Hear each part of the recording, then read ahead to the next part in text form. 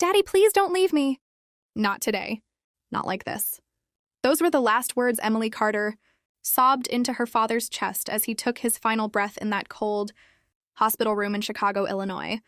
But she couldn't believe her eyes when, barely 24 hours after her dad's death, 24 hours after she'd buried the only person who'd ever truly loved her, her husband Daniel Carter was standing at the Cook County Courthouse, signing a marriage license to marry his mistress Lauren Brooks, the woman who had whispered, "Finally," when Emily's father's heart monitor flatlined.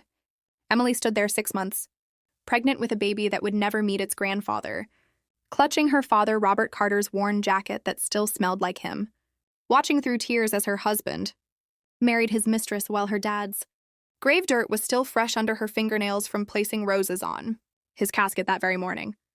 But what shattered Emily's heart into pieces so small she could barely breathe wasn't just watching her husband marry his mistress 24 hours after her dad's death. It was the envelope trembling in her hands. The envelope her dying father had pressed into, her palm with his last ounce of strength, whispering, "Baby girl, when I'm gone, open this and remember, you are never alone. You are never poor. You are never powerless." I made sure of that.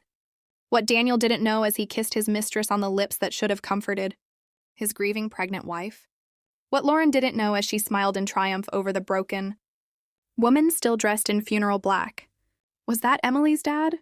The humble janitor who had mopped floors at a Chicago public elementary school for 35 years, who worked Christmas shifts so Emily could have presents, who ate ramen dinners so she could afford dance lessons, wasn't just a janitor.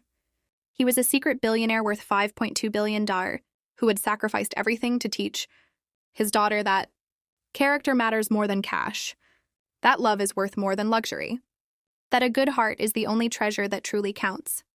And in exactly 2 hours and 47 minutes, when Emily's hands finally stopped shaking enough to open that will and inherit $5 billion, Lauren Brooks would let out a scream so raw, so full of horror and realization, it would echo through that courthouse parking garage like a wounded animal.